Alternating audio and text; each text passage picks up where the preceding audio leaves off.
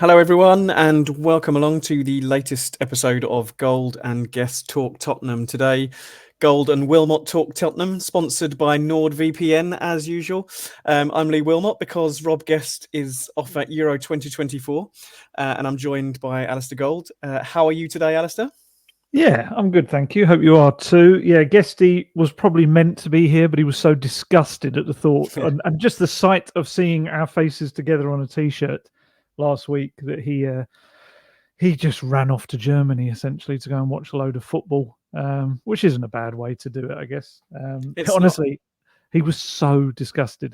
He was so upset about that T-shirt. I've never seen anyone who would less want to see their own face on it. Well, I suppose I'm a close second, but he was just, he was. I mean, I half expected you to be on like a street corner, I said in the last podcast, kind of selling them off out of some kind of suitcase. I am in negotiations over image rights with Guesty. He must have been even more disgusted to see the number of comments on the YouTube video asking for a T-shirt as well.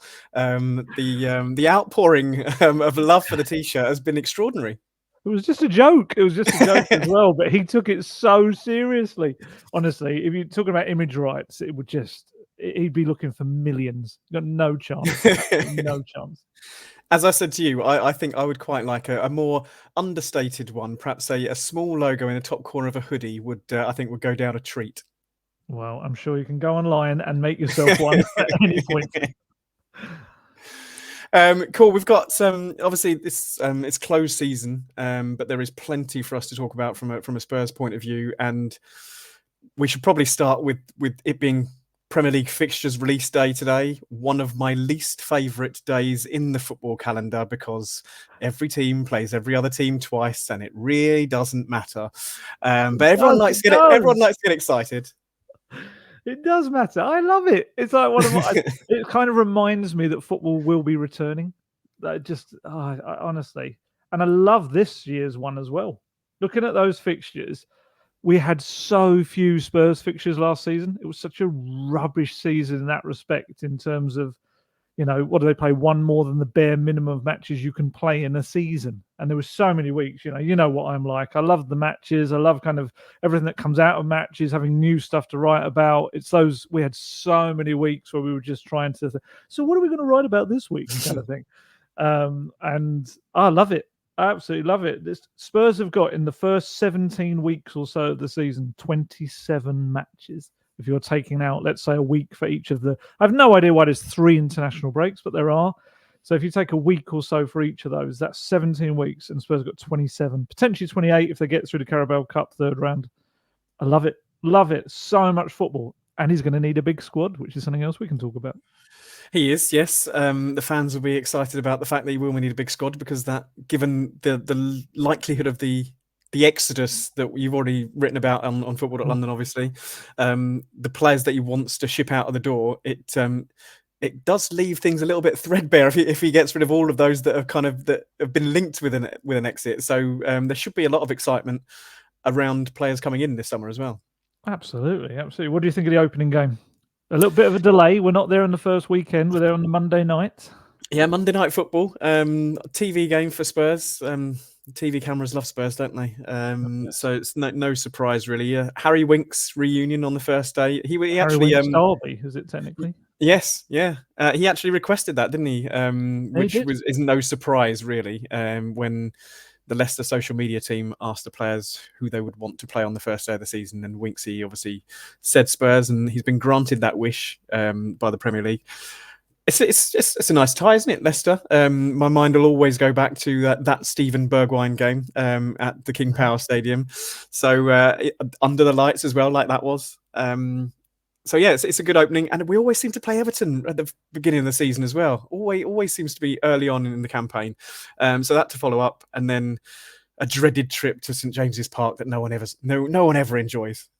No, yeah, we get the Rob Guest derby quite early on, don't we? I forgot about that. He was asking me this morning from Germany. He's like, what are they going to be then? What are they going to be? Like, when's it? You've got Everton's fixtures and all this sort of stuff. And I was like, well, actually, there's going to be quite an early meeting between the two sides.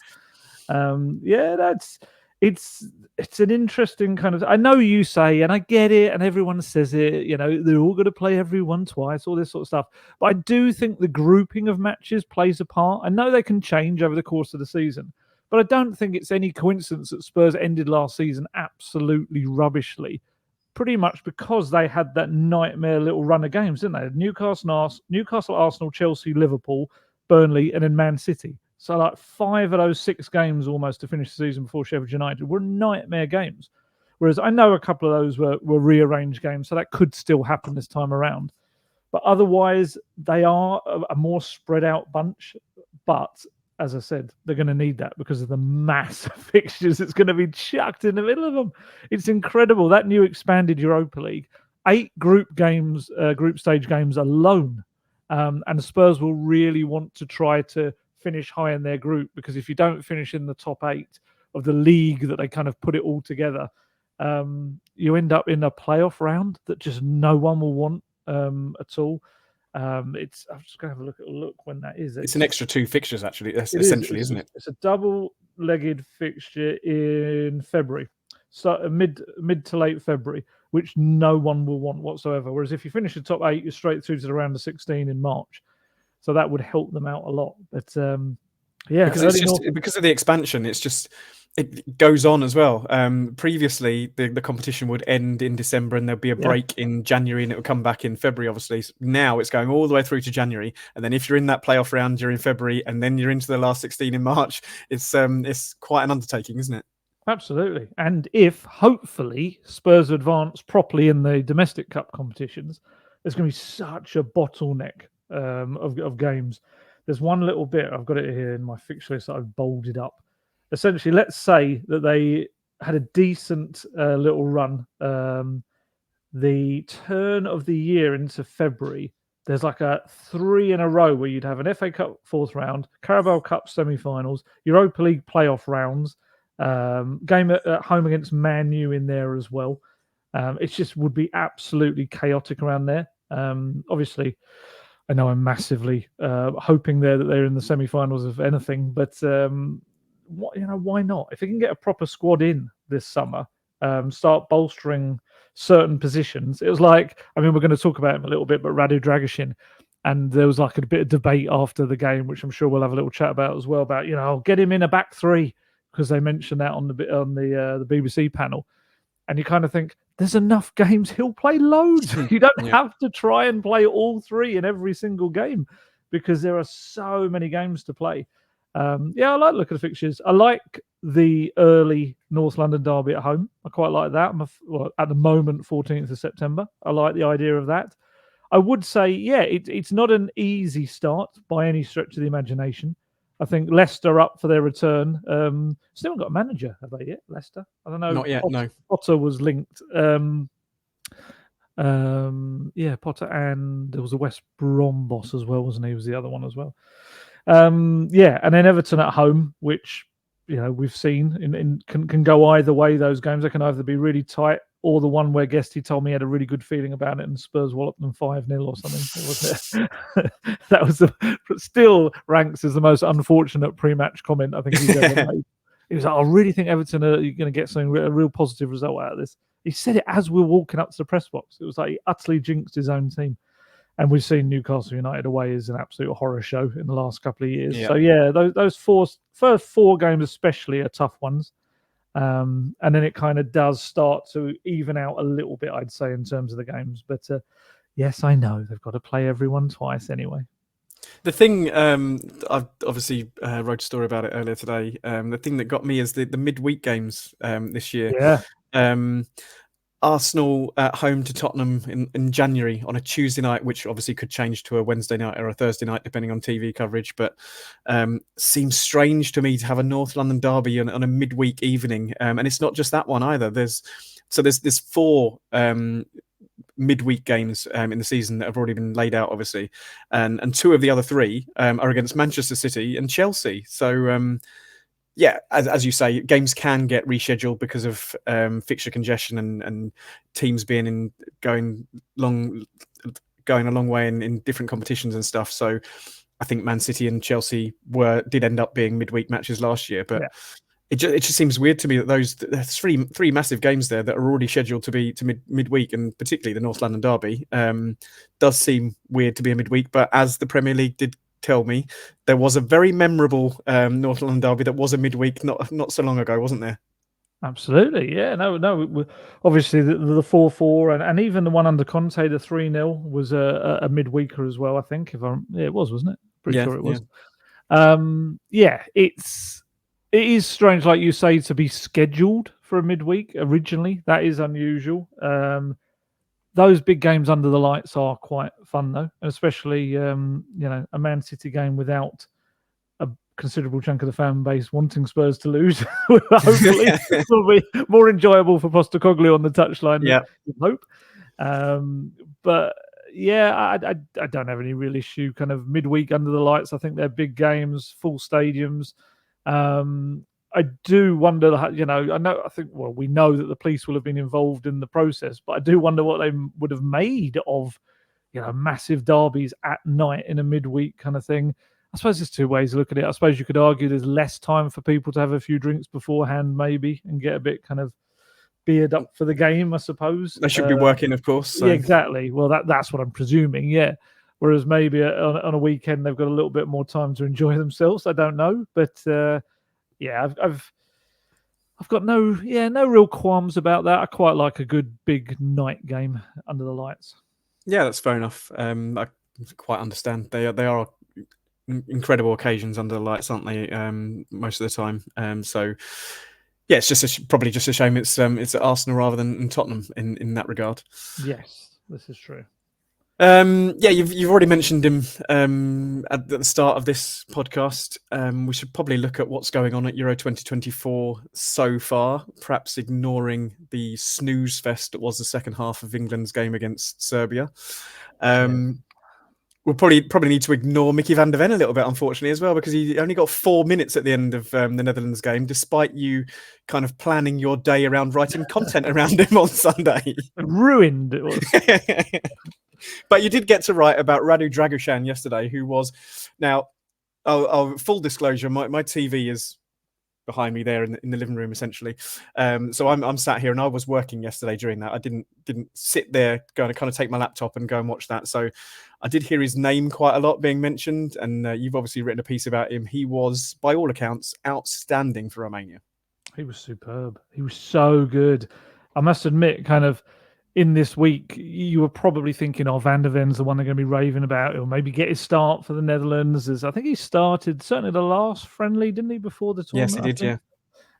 So we're kind of thinking, and then absolutely not. It was Radu Dragusin who absolutely just caught everyone's attention, really. He was just fantastic. Kind of started off the game ever so slightly shakily.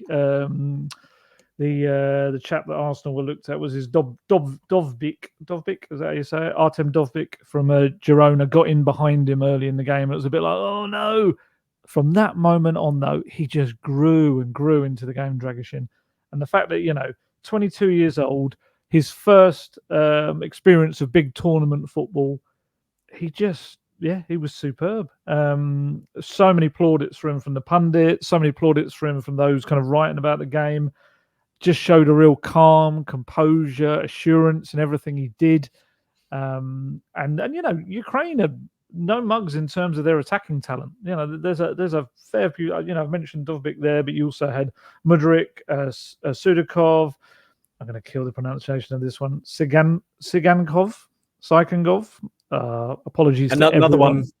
He's another one who's been linked with the Premier League move this summer. He is. I'd like to apologise to everyone in Ukraine for my pronunciation of that.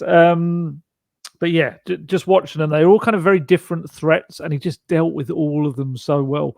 And he went on a little run in the second half when they broke out on a counter-attack, which, funnily enough, I can't remember who the commentator was, but he said, Spurs fans won't be used to seeing him doing that. We actually are. We've seen him do a couple of those so far. And we know he's got the ability to carry the ball at his feet, but also kind of charge up and link up with play as well. And yeah, it was great for him. And he was so passionate. It was their first win, I think, in something like more than 20 years at the Euros. And there was one moment when he was slightly out of position, but he got back and made this flying block from across, and he just roared at the fans behind the goal. I do wonder whether he might have always done that, but that's the thing. I spoke to Vicario out in Melbourne, and he said that's something he really encourages among the defence. He wants them to really celebrate as if they've scored a goal, because he feels that they should enjoy those moments and that sort of stuff. So I do wonder whether that's kind of something that's kind of come through at Spurs that influenced him. They love him. He's such a huge figure in Romania. They were chanting his name throughout the game. And you were getting confused because I got a striker called Dragusin, weren't you? Yeah. So Lee, as he was mentioning his TV being behind him, there were a few times I could see him messaging me going, was it Dragusin involved? I was like, no, it was Dragus. But he might have been Dragus in the area or something like that. I just kept hearing it. So I kept doing this, like, oh, what's he doing? What's he doing now?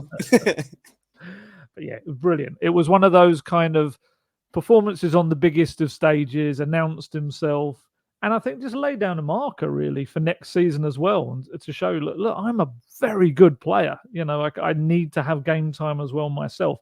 We saw it towards the end of the season. I think he played quite an important part in kind of solidifying a lot of the defensive things, especially from the set pieces and protecting Vicario and things like that as well. So I'm going to ask you the question we teased earlier on there. Back three. Do you do a back three to get him in there? This has come from, what was it, Mark Chapman, who was hosting the show? Yeah, and then Danny Murphy. Mark Chapman said something along the lines of that would be the best back three in the Premier League when you've got Porro and a doggy either side as well. To which Danny Murphy said something along the lines of, yeah, no one's going to want to come up against that. Well, considering you think Pedro Porro and Destiny Udogie are almost perfect to play wing-back roles, aren't they? The way they love to get forward. They did. That's what they did at the previous clubs, yeah. Exactly. So it would be exciting, that's for sure. Do you take a little bit away from the midfield if you play a back three like that?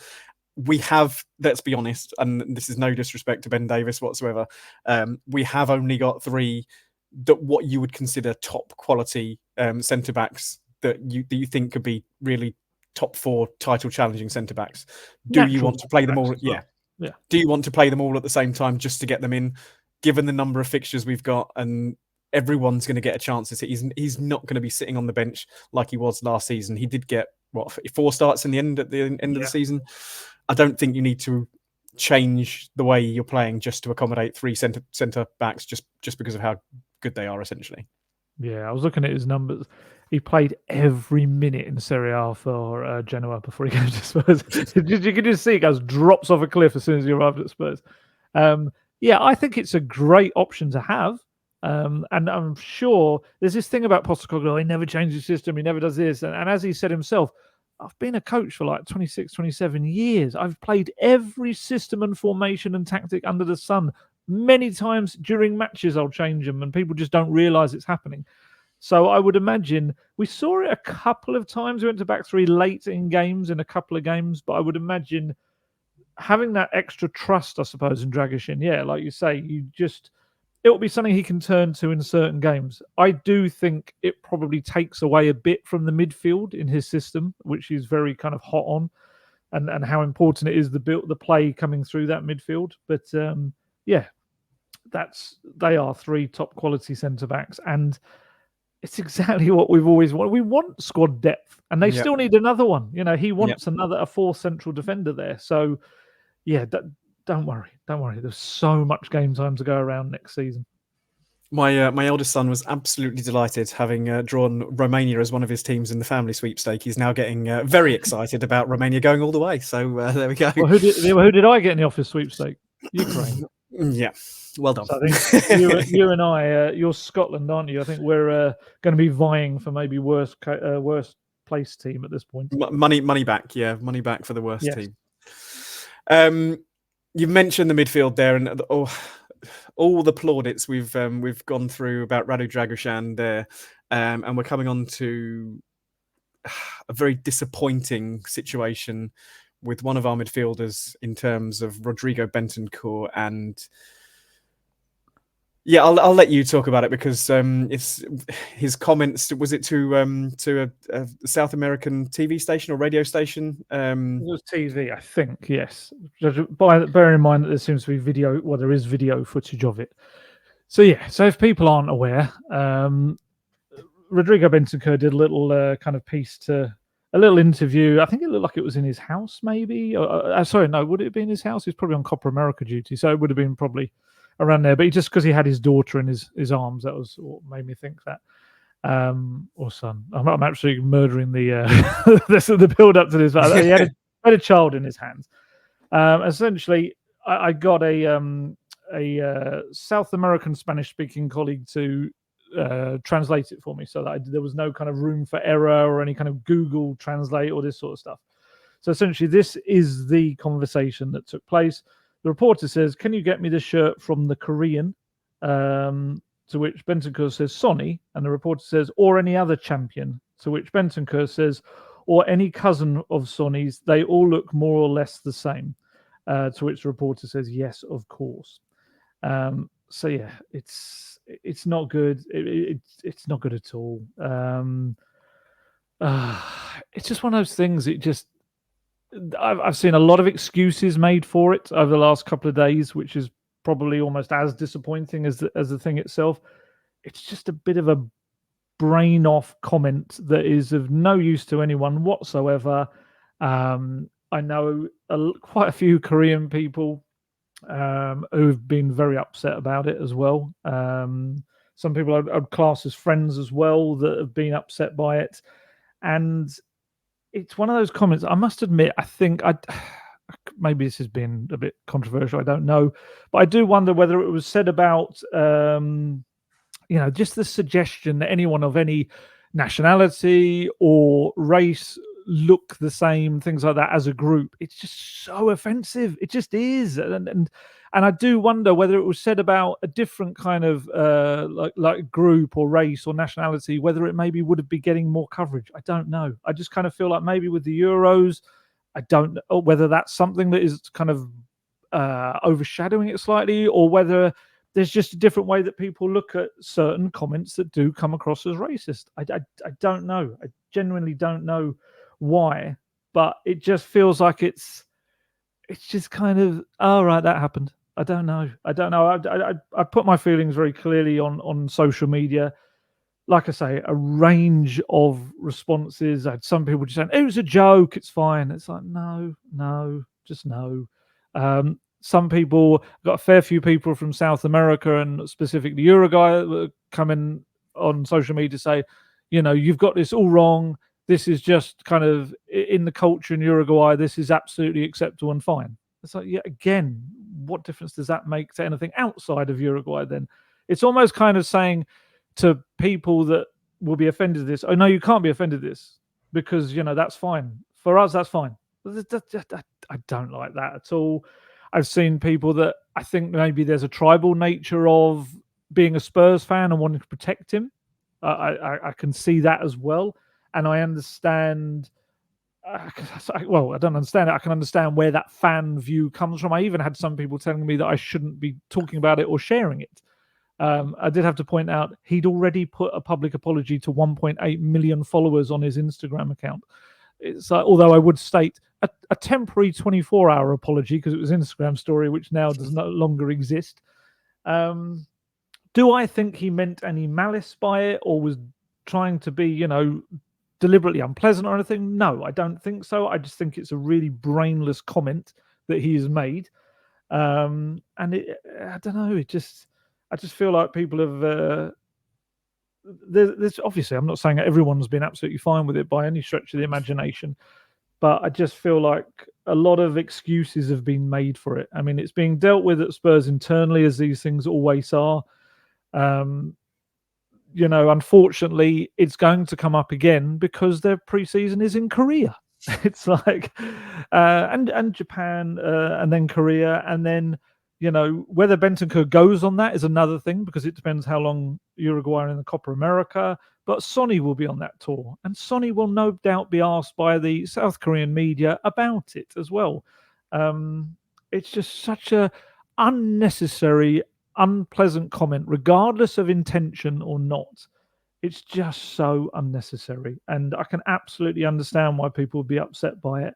And it's just a shame that we kind of society is now maybe starting to go in this other way where, everyone's just offended by everything. No, it's not that. It is an offensive comment. I'm sorry, it just is. Yeah, I 100% agree with what you're saying. I think anyone kind of not supporting the comment, but anyone saying, "Oh, it's only a joke. It's only this. It's only that," and I agree with you. I don't think there's any malice involved in it. But it's just such an antiquated way of thinking that, oh, this is you could have got away with that 20 years ago, but everyone's so kind of upset by anything controversial now, this, that, and the other. We if anything, we shouldn't have accepted it 20, 30, 40, 50 years ago. We shouldn't be going the other way. So yeah, I think anybody that's listened to the podcast when I've spoken about it before knows that I'm one of Bentancur's biggest fans on the football pitch. I think he's an absolutely beautiful football player, and I love watching him play football. It's superb, yeah. Yeah, this, as you say, absolutely brainless, unnecessary, and can't kind of support him, can't stand by him in what he said there. And he's obviously not standing by himself. He's sent that apology out, which, as you say, albeit only for 24 hours, which again doesn't look great. Perhaps should have put it in a more permanent position. But perhaps he just wanted to forget about it as well. And he did it quickly. Well, I mean, we're going to give him that. If we're going to give him something, he did apologise quite quickly. But I would say as well on that, he kind of apologised just to Sonny, or Sony, as he called him in the message. Maybe not to, I don't know. I just feel maybe to Korean people in general. Yeah. It was like it was a wider audience that he was kind of being offensive towards. Yeah. Yeah, as you say, it's going to be interesting. The preseason tour is going to be very interesting, and it's going to overshadow probably the start of the tour, isn't it? Really, because you're right. There's going to be plenty of questions Sonny will be put in front of the media because he's back in South Korea. That's just how it's going to be. He's going to be mobbed wherever he goes, and he's going to be expected to do interviews left, right, and centre. So he won't be able to get away from it, as it were. And it's probably the last thing he wants to be talking about and dealing with when he's out there. He'll want to be talking about and getting back on with football. Yeah, I'm sure behind the scenes it will be something that will be, like I say, dealt with by the club. And I'm sure between Sonny and Bentancur, I would imagine, looking at the way they are together on the pitch and the training pitches, that's all we get to kind of see, that they've got a good, strong relationship, and it's something they will move on from, you would hope. But yeah, like you say, you're going to the place where Sonny is just revered. It's just, he is such a huge national hero. And for anyone to insult him or say something that can be deemed as insulting towards him and Korean people as well, of course it's going to be a topic. And it'd be naive to think it's not going to be a topic in that time in, when is it, late July into August that they're in Korea. So it is all going to come back round again. And I just think this is kind of slightly naive way of looking at things. And look, people may well say, oh, it's journalists muckraking and things like that. It's not. It's just a really badly thought out string of words that can only come across as a racist comment. I'm sorry, that's it. That's there's no dancing around the word. I'm not saying that Rodrigo Bentancur is a racist or anything like that, but the comment can be taken as a racist comment, and that's what's it's just really unfortunate. And in such a tight knit group as well, it's just those silly little things you don't need to throw into the group, regardless of how off the cuff and whether it's meant to be a joke. Not that excuses anything. Just a horrible, just really sorry little episode that really kind of didn't need to happen. He's in the public eye, and people can say, well, that's just how they talk in Uruguay. That's kind of accepted in Uruguay. He probably could have got away with it, as I say, 20, 30 years ago. But in the age of instantaneous 24/7 news, these things go everywhere. They're seen by millions of people now. It's not just kind of restricted to the country that the interview is taken in. It goes everywhere, and you have to be aware of that as football players now, that anything you say is going to be picked up everywhere. You just have to be so careful with what you say to journalists these days. Yeah, and you know, as I say, I do know a fair few Korean people, and like I say, can count some of them as friends, and they've been telling me it has gone like wildfire across the kind of the internet in Korea, and people discussing it and disgusted by it and everything. And it is just because it might not, as I say, have been made into a big thing here. It is over there. It really is over there, and it's offended a lot of people. So it's just so stupid. It really was. Yeah. We'll move on from what is a very serious topic there to I don't want to say less serious, because it's very serious to Spurs fans in terms of transfers for the summer transfer window. Obviously, very serious topic for the Tottenham fans. Before we get into any kind of incomings and that, there's a little bit of interest in a couple of, well, one current Spurs player and one who's about to be a departed Spurs player, in Joe Rodon and Ryan Sessegnon. Yeah, they both men in demand, if that's the right way of putting it. Sounds a bit weird, but you know what I mean.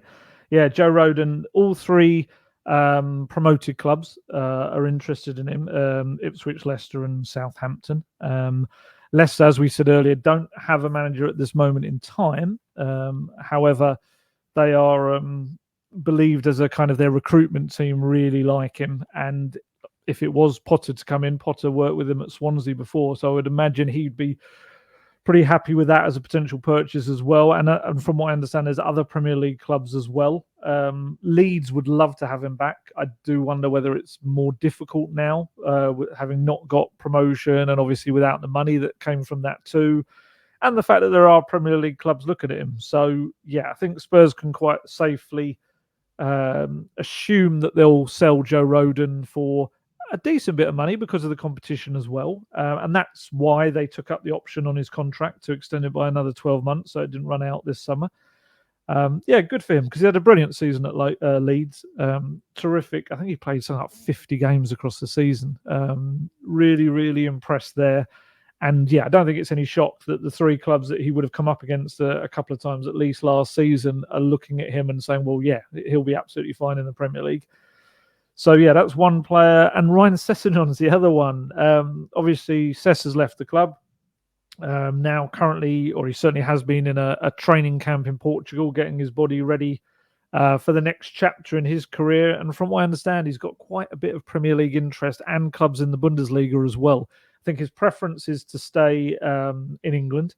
He became a dad last year, so I don't know whether it's just to be settled with a young family or whether it is just to stay in the English game. But that's great for him as well. You know, he's had his surgery on each leg now, on each kind of problematic hamstring area, and the real hope is that the chances of a reoccurrence of these hamstring problems that have dogged the last 3, 4, 5 years of his career really will be behind him. And it's one of those. I do wonder whether Spurs will come to regret that in any way. I understand it. It's like a fresh start for both the club and the player after half a decade of, I think he only started something like 20, 26 games for the club in the Premier League, which is, you know, is not enough for a player signed 5 years ago for £25 million plus Josh Onuma, who went there. But hopefully for him now, he'll have another. He's still so young. He only turned 24, I think it was, this year. So he's got all of his career stretched out ahead of him. And it sounds like there's a lot of clubs looking at him as a potential, a new player for them. And there's Pierre-Emile as well. His new agent has been talking. I always find it a bit funny when agents go on the record. It's like, kind of all of us in our jobs as journalists, we're used to speaking to lots of agents and people around players, and it's 99% of the time is always off the record, just for guidance or anything like that. Whereas when they go on the record, it always kind of tells me like, please come in for my player kind of thing. I want to let you all know he's available. And look, I think in Højbjerg there'll be a fair bit of interest anyway, and there's been a lot of talk about, potentially Mourinho and Fenerbahce and going there. It does make me wonder whether maybe he wants a stronger league than that, and that's maybe what that kind of more public interview was about. But yeah, I mean, again, I think Højbjerg is not going to struggle to get a move by the end of this window, and a decent one as well. So there's a string of so many players out. We haven't even spoken about Reguilon or Jed Spence. Genoa would like to take him on. Reguilon had a good time at Brentford. I don't know if Brentford could afford. He was on quite high wages, or is on high wages at Spurs. So I don't know whether that works out for them. But there's so many players. I think it worked out something like 9 defenders could end up leaving Spurs by the end of this window. And we've got Emerson Royal. Obviously, AC Milan want him. Spurs are looking for about 21 million for him. So there's a lot of outgoings. It just kind of feels like incomings at the moment across the board. It was just saying about talking to agents. It's gone so quiet. I think it's because of the Euros and Copa America. Yeah, it's got to be. You with players out in these tournaments, it's just so difficult to kind of tie down time to speak to them and negotiate deals over contracts and sort out medicals and stuff like this. We are going to find that we're going to have to wait until teams get knocked out of these tournaments before any transfers start ramping up, I think, aren't we? Yeah, I think so. I think there will be a little burst towards the end of this month with the financial fair play deadline. I do wonder whether that will be like the new mini deadline day, almost in a way, because we know a lot of clubs have got to sort their accounts out by the end of the month. There's a few that really do have to sell, otherwise they're going to run into similar issues that Forest and Everton did, and potential points deductions as well. So I would say that I think keep an eye on that little, I'd say, week towards the end of this month. But look, Postecoglou said it clear enough to me in Melbourne. He really wants new players in before pre-season gets up and going. Spurs are going to have to get at least 1, if not 2, done. I think they know that, and they'll have their targets ready. But if they are targets that are playing at the Euros and Copa America, it becomes so difficult to get a deal done. You might be able to get it agreed from, between the club and between the representatives and everything, but you can't really tie up the players' end. You can't really take them away from medical and things like that. I just think any national boss would be. I know Gareth Southgate said something along the lines of, but I think it was pre-tournament that he understood transfers would happen and he was okay and calm about that. But I can't imagine, let's say it's a couple of days before a massive match, you want any of your players to be distracted, heading off for medicals and things like that. So, yeah, it is naturally going to delay certain things. And the Copa America, there'll be various players that, let's say Lo Celso, he wants to get regular football next season. So Spurs want to get anything for him. Let's be honest, probably nothing's going to happen with Lo Celso until after the tournament. And, we know there's the likes of Eze and Gallagher and the England team alone and even Tony. Although I understand, I think there's some premature reporting about even Tony this week and things being agreed or bids being put in rejected, which very quickly were kind of dismissed by everyone involved. So yeah, it's just pain in the backside for us and reporting on stuff, but it does feel like it's gone a little bit quiet. But often that's when something comes out of nowhere suddenly. Yeah, it'll be interesting. I think the as you say, that mini deadline of the 30th of June with sorting out the club accounts for the previous season, essentially. There's quite a few Spurs players that Ange Postecoglou would like to move on, obviously, that aren't involved in tournaments. So it might be a case of getting some money in to put onto last year's accounts before the 30th of June. The likes of Reguilon, as you say, Emerson Royal, not at any big tournament at the minute, and Brian Hill. There's quite a few there that could be looking for a move away that aren't involved in any tournament that we could see kind of not balancing books, because I think Spurs are in quite a healthy financial situation anyway, but just that will go on to the last year's accounts before the new kind of football financial year begins on the 1st of July, essentially. So yeah, I mean, when you've got Pink playing at your stadium, how are you going to get into financial fair play? Well, quite, yeah.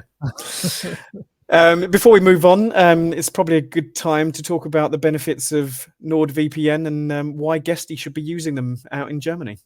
Absolutely. And I'm sure he is. But, anyone who might be out there in the Euros or the Copa America and want to watch little bits and pieces from back home that you normally can't, this is why I always say about NordVPN. That's the kind of exact situations where you can use it in. And that's had so many people, including this summer already, saying that they've been using NordVPN on our recommendation so that they can watch whatever they want and make their device think it's back in the UK, even if they're abroad or wherever they are in the world. And And that's because NordVPN is the fastest VPN in the world. And that means there's no buffering, no lagging, and you can stream your favorite shows from anywhere in the world without your bandwidth throttling. Something I've done many, many times, used it all over the world, whether that's in Europe or further afield. And it's always been a massive help for me. And it's not only that, but the outlay on a NordVPN subscription can be cheaper for you in the long run. That's because you can purchase streaming services or bookings from other countries at a much cheaper rate. So, for example, you might want to book a flight and you can do it from the destination country, make your phone think it's there rather than booking it from the UK, because it could end up being cheaper that way. So it means you're paying out for Nord, but you're saving money overall. There's a whole host of other benefits from signing up to NordVPN, so why not give it a go? To get the best discount off your NordVPN plan, go to nordvpn.com/goldguest. There's no risk with Nord's 30-day money-back guarantee. And every time you do that, you're helping support our podcast, because we're now quite a long-running partnership we've been with Nord. And if you missed that URL, the link is in the episode description box. Yep. Although Guesty is a bit of a technophobe, isn't he? Probably doesn't use very much technology while he's on holiday, does he? He doesn't. I don't even know if he owns a TV, let alone a phone. You mentioned that we're going to kind of talk about incomings a little bit. You've already gone in a little bit on Ivan Toney, obviously, and the Spurs dismissing the reports that anything had been agreed with him. You mentioned a kind of a deal out of nowhere. Anyone that you would like a deal out of nowhere? There's no one's been linked. Put you on the spot there for a transfer that Spurs could bring in that's not been talked about. Oh, that's not been talked about. Crikey, that is very random. That's hard, isn't it? Because Spurs get talked about with every player under the sun. That is really random. Do you know what? I'm going to cheat slightly. I am going to go with one that's been mentioned purely because I wrote about him this week. I would love them to go for Archie Gray. I know for some people that's not very exciting because, it's a player in the Championship, all of this sort of stuff. But don't get this wrong. This is an 18-year-old. He's only just turned 18 as well, who played 52 games for Leeds last season. And he is a guy that is a very, very talented midfielder, but spent pretty much the middle chunk of the season, a lot of it playing as a right back for them, and doing it to such a high degree that he kept Jed Spence out of the team. That was why Jed Spence kind of pretty much fell out of favour and then ended up leaving the club and heading off to Genoa. And just there's a part of me that thinks, as a potential backup / rotation for Pedro Porro, I'm not even going to say backup about anyone with the amount of fixtures next season. I think the ability to be a midfielder and be a right back is exactly what's required for the Postecoglou inverted fullback. Look, the money involved is a lot. I mean, you're looking at, let's talk about 40-50 million for him. Is that good? I've seen some people saying, it's like Jack Clark. It's like, it's not. It's really not. This is a guy who every top club in the Premier League is looking at. It's probably, and I know this seems like a bad comparison in contrast in hindsight, but probably similar to what Sessegnon was back in that day. I was just going to say, you're going to say Sessegnon, aren't you? I know, but in 2019, everyone wanted Sess. They did. He was the brightest young talent kind of, in the game, really. I was going to say outside the Premier League, but he had a season in the Premier League by that point. And yeah, Archie Gray is just a phenomenal young talent. And I think he's the kind of one that, yes, it would cost you a fair bit of money, but Spurs really like him, as many, many clubs in the top of the Premier League do. But I think when you're at a time when you want more homegrown players in your squad, I think you get a player like that in. And a bit like a Sarr and a Doggy, get them in whenever you can. I know they were much cheaper, but get them in and they develop into one of the best players in the league. Look, again, I should stress, I want to try and sometimes look at these things from the other point of view. If I'm Leeds, unless I'm desperate to get money in, I wouldn't sell him. If I'm Archie Gray, I would probably stick around at Leeds for another year or two as well. As we mentioned the name earlier, he would probably look at someone like Jack Clark and go like, hell no, I'm not going to follow that career path, because Spurs essentially just buried him in a cupboard somewhere within the stadium. And it's only in the last couple of years he's gone to Sunderland and really kind of re-sparked his career.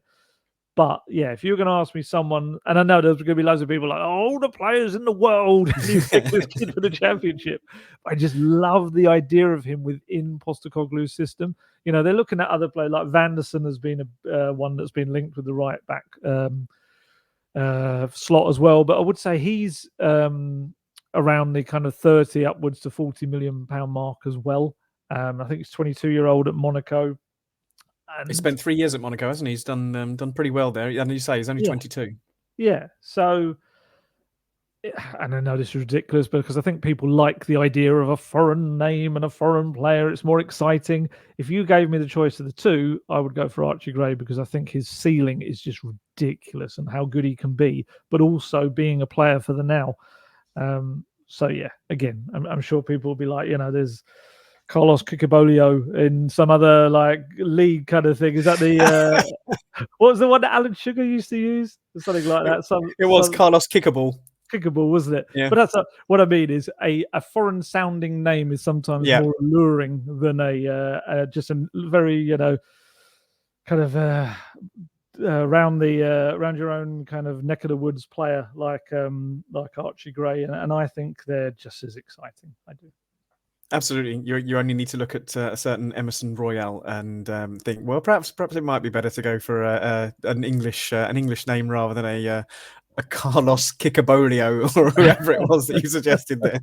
I like Emerson Royale, and I think he's going to go on to have a really good career. I do. I think if he goes to AC Milan, I think it's perfect for him.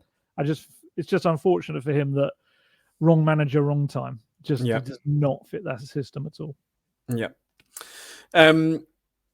Vinicius Junior for me, by the way, as a name out of absolutely no one. Of course, come on. Ground it in reality. I know. Another not an exit at all, because it's another one that Spurs have swatted away this week. One that no fan would have enjoyed seeing reports of, and thankfully they are just reports. Cristian Romero to Real Madrid. Let's face it. He is good enough to play for Real Madrid, and I would not be surprised if they were to come calling for him this summer at some point in the future. But he's not going anywhere, is he? No, not if you kind of believe everything that's coming out of the club, certainly. And he's still got 3 years left on his contract at Spurs. This is not someone that is going to be any kind of bargain price. This is Tottenham. This is Daniel Levy. There is no way you're getting the linchpin of their defence. The player who Postecoglou just has repeatedly said he wants everyone to be like Cristian Romero. He is the archetype for his kind of player. The aggression, the passion, the absolutely will go for everything, desperately wanting to win, but also has a bit of creativity, a bit of talent on the ball. He was a top scoring defender in the Premier League last season, Cristian Romero. So yeah, it would have to be ridiculous money. And even then, I would think Spurs would probably think twice about any huge bid that comes in, because he is a leader in that team now as well. And to be fair, he seemed, I know Real Madrid is different. It's like, it is the biggest club in the world kind of these days, and probably has been for a long time as well, other than Barcelona. But he seemed certainly very happy at Spurs, very happy with Postecoglou. They've got a great relationship. Whether that will be tested by whether he stops him from going to the Olympics, we'll see. But I don't think Cristian Romero has to move now anyway. I think he's kind of at that stage in his career where, was he 26 years old? He's not even kind of hitting his prime yet as a centre-back. So I don't think he has to worry that he's going to miss out on a big opportunity if he doesn't try to go somewhere this summer. So he's been talking about next season and the big things that they're going to achieve together with Postecoglou. Postecoglou's been talking about him and the big season he wants him to have. I would can never, the world of transfers, we can never ever say never, because we wouldn't have thought Spurs would ever let go of Harry Kane. It eventually happened because they kind of got themselves into a contract situation where I suppose that was always going to be a potential towards the end of it. But no, with Cristian Romero, there's no need right now. And yes, I know people will say you've got Van de Ven, you've got Dragusin, you've got some very good defenders there. But Romero is something that little bit different. And they all love playing alongside him. He makes a lot of the other players feel kind of safer and more secure as well, I think, on the pitch. And I do think he's only going to get better as well. Like I say, he isn't even near his prime yet. I mean, centre-backs are normally kind of late 20s into their 30s before they hit that. So yeah, I would expect a lot more from him and in a Tottenham shirt. You certainly can't play your back three if he leaves anyway, that we spoke about at the very beginning of the podcast. So yeah, he's not quite there yet, though, is he? Ange Postecoglou sent him out on loan last season, obviously, to get a bit more game time and a bit more experience. Well. So he did well. I think he might have another loan, maybe, but he did very well. As you said, he did speak out about his future, Romero. I've got the quote here saying, the truth is that I'm fine. For now, I'm not thinking about that being a transfer when asked about his future. So obviously his focus was on Argentina and the Copa America. So he's not going to be thinking about a transfer, but it's the only concern, I think, from Spurs fans is that it is Real Madrid. If when they come calling, players take notice, don't they, really?